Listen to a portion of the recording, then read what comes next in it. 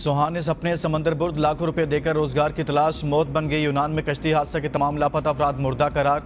जहां बाग पाकिस्तानियों की तादाद 40 हो गई। यूनानी कोस्ट गार्ड ने 72 घंटे बाद रेस्क्यू ऑपरेशन खत्म कर दिया। खराब मौसम और सख्त सर्दी के बायस किसी का बचना मुमकिन नहीं। 3 दिन के रेस्क्यू ऑपरेशन में मजमूई तौर पर 5 लाशें निकाली गई। 35 से ज्यादा पाकिस्तानी लापता हैं। बचने की उम्मीदें तोड़ गई। लापता पाकिस्तानियों में बड़ी तादाद कम उम्र बच्चों की है। हादसे के शिकार तीनों कश्तियां लीबिया के इलाके तबरूक से रवाना हुई। लीबिया में अभी भी कमोबेश 5000 पाकिस्तानी मौजूद हैं और यूरोप जाने के ख्वाहिशमंद अफराद मुख्तलिफ पाकिस्तानी और लीबिया के एजेंटों की तहवील में हैं।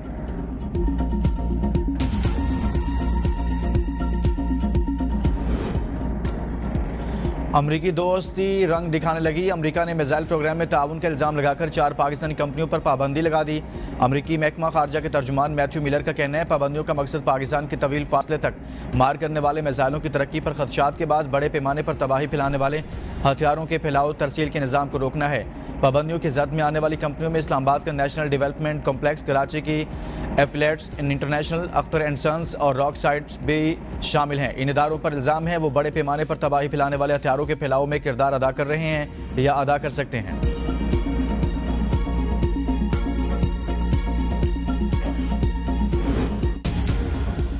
पाकिस्तान का स्ट्रेटेजिक प्रोग्राम 24 करोड़ अवाम की मुकद्दस अमानत है। एनडीसी समेत 4 तिजारती इदारों पर अमरीकी पाबंदियां मुतअस्सबाना करार। तर्जुमान दफ्तर खारजा का कहना है पाकिस्तान की स्ट्रेटेजिक सलाहियतों का मकसद खुद मुख्तारी का दिफा करना है। इदारों पर पाबंदियां आयद करने का अमरीकी फैसला इम्तियाजी तर्ज अमल, इलाकी और आलमी सलामती के लिए खतरा। हमारी स्ट्रेटेजिक सलाहियत का मकसद जनूबी एशिया में अमन और इस्तेहकाम बरकरार रखना है। अमरीकी पाबंदियां अमन और सलामती के मकसद से इनहराफ करती हैं। पाबंदियों का मकसद फौजी अदम तवाज़ुन बढ़ाना है। ऐसी पॉलिसियाँ खित्ते और इससे बाहर के स्ट्रेटेजिक इस्तेहकाम के लिए खतरनाक मुज़म्मरात रखती हैं।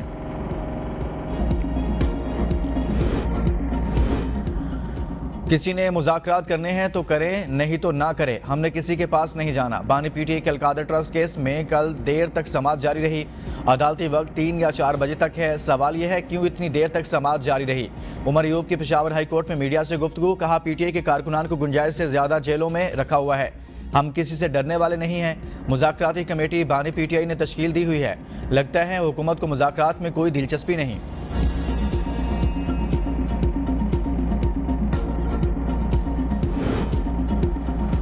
बानी पीटीआई और इनकी अहलिया बुशरा बीबी के खिलाफ 190 मिलियन पाउंड रेफरेंस का फैसला महफूज। एहतसाब अदालत के जज नासिर जावेद राना 23 दिसंबर को फैसला सुनाएंगे। अडयाला जेल में होने वाली हतमी समाअत में फ्रीकैन के वकला के दलाइल मुकम्मल होने के बाद फैसला महफूज किया गया। नैब के वकील अमजद परवेज ने दलाइल में कहा यह बरतानिया से आने वाले पैसों की एडजस्टमेंट की गैर कानूनी मंजूरी का केस है। पैसे फेडरल अकाउंट में आने की बजाय सुप्रीम कोर्ट के लायबिलिटी अकाउंट में आए। पैसे वापस करने से भी जुर्म खत्म नहीं हो जाता।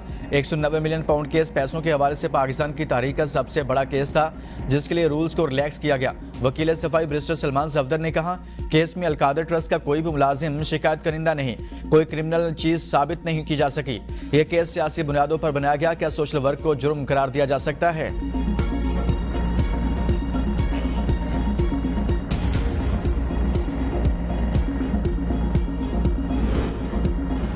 हमें लग रहा है बानी पीटीआई को 190 मिलियन पाउंड केस में सजा दे दी जाएगी। अलीमा खान की मीडिया से गुफ्तगू, कहा एक बात साबित हुई कि कोई वज़ीर-ए-आज़म मुल्क के लोगों के लिए कोई काम नहीं कर सकता। बानी पीटीआई ने ओवरसीज़ पाकिस्तानियों को सिविल नाफरमानी की कॉल दे दी। बानी पीटीआई कह रहे हैं हमारे 2 मुतालबात माने जाएं। 9 मई और 26 नवंबर के वाक़यात की तहकीकात के लिए जुडिशल कमीशन बनाया जाए। सियासी कैदियों को रिहा किया जाए। बानी पीटीआई का कहना है हक मांगने वालों पर गोलियां चलाई गई। वकील फैसल चौधरी ने एबीएन न्यूज़ के प्रोग्राम सवाल से आगे में गुफ्तगू करते हुए कहा पता नहीं फैसला करने में जल्दी किस चीज़ की है। बानी पीटीआई पर बनाया गया मुकदमा मजाक के सिवा कुछ नहीं। अदालतों पर दबाव डालकर फैसला कराने की कोशिश की जा रही है।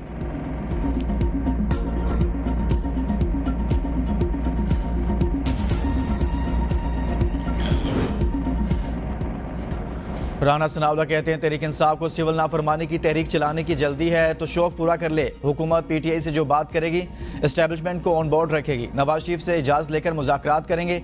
मुज़ाकरात का आगाज़ इतवार तक हो सकता है। डीजी ISPR ने कहा सियासी जमातों को आपस में बैठना चाहिए। गैर मुल्की दबाव आते रहते हैं, कभी अड्डे लेने और कभी शकील अफरीदी से मुतल्लिक दबाव आया।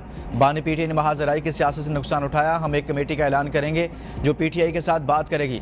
वज़ीर-ए-आज़म की वापसी पर मुज़ाकरात के मामले पर बात हो सकती है।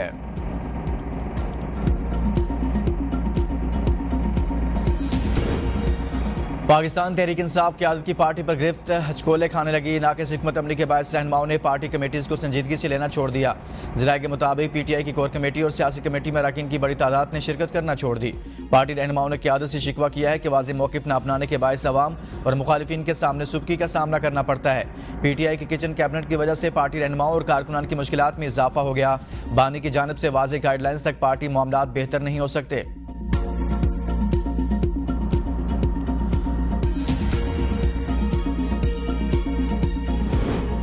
हमने हुकूमत से मुज़ाकरात के लिए दरवाजे खोले, 2 मुतालबात के बाद आगे पेशरफ्त होगी। बैरिस्टर अली जफर की ABN न्यूज़ के प्रोग्राम बदलों में गुफ्तगू कहा।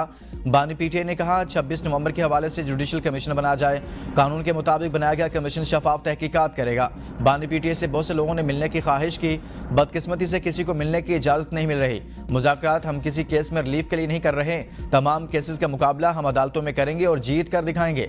हुकूमत हमारी मुज़ाकरात की पेशकश को कमज़ोरी समझ रही है। बानी PTI ने कहा था हुकूमत के पास मुज़ाकरात का इख्तियार नहीं, पार्लियामेंट से बाइकआउट किसी मसले का हल नहीं। पार्लियामेंट आवाज़ उठाने के लिए एक अहम फोरम है। चाहते हैं मुल्क में आईन और कानून की बालादस्ती हो।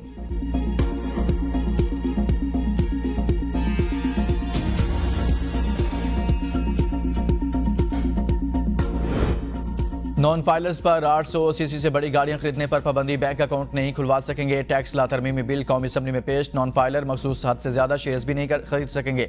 गैर रजिस्टर्ड कारोबारी अफराद के बैंक अकाउंट्स मुंजमद किए जाएंगे।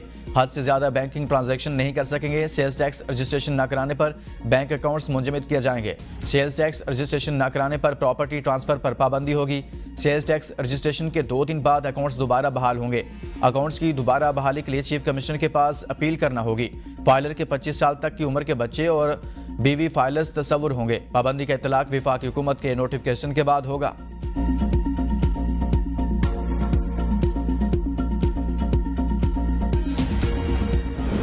पेशावर की मार्केट से इंसुलिन और फ्लू से बचाव की अद्वियात गायब। शुगर, ब्लड प्रेशर और दिल के अमराज के लिए इस्तेमाल होने वाली अद्वियात की कीमतों में 200% इजाफा। मार्केट में अद्वियात की कीमतें बढ़ाने और शॉर्टेज से मरीजों की जिंदगियां खतरे में पड़ गई। अद्वियात डीलर्स कहते हैं 2021 में ड्रैप को खुद मुख्तार बनाने के बाद मुल्क में अद्वियात की कीमतें काबू से बाहर हो गई। हुकूमतों को सियासत से फुर्सत नहीं, आए रोज धरनों ने भी कारोबार मुतासिर कर दिया।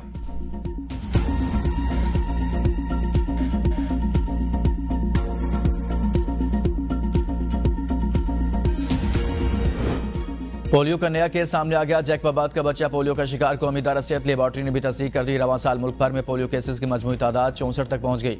जैकबाबाद से यह रवां साल का चौथा पोलियो केस है। बलोचिस्तान से 26, खैबर पख्तूनख्वा से 18, सिंध से 18 केसेस सामने आ चुके।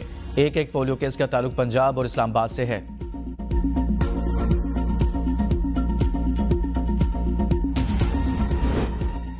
वॉलमार्ट सुपरमार्केट का मालिक वॉल्टन खानदान $432 अरब के साथ दुनिया के 10 अमीर तरीन खानदानों में नंबर 1 करार।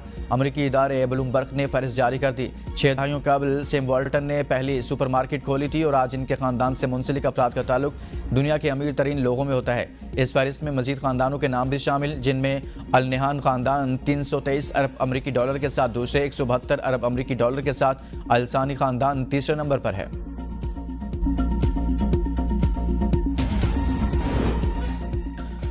अफ्रीकी मुल्क कांगो में कश्ती उलटने से बच्चों समेत 25 अफराद हलाक हो गए। मीडिया रिपोर्ट्स के मुताबिक डूबने वाली कश्ती पर 100 से ज्यादा मुसाफिर सवार थे। दर्जनों लापता हैं। मुकामी हुकाम का कहना है कि कश्ती में गुंजाइश से ज्यादा अफराद सवार थे। लापता अफराद की तलाश के लिए रेस्क्यू ऑपरेशन जारी है। हुकाम ने कहा कि कश्तियों के हादसे की एक बड़ी वजह नेविगेशन सिस्टम की भी खराबी है।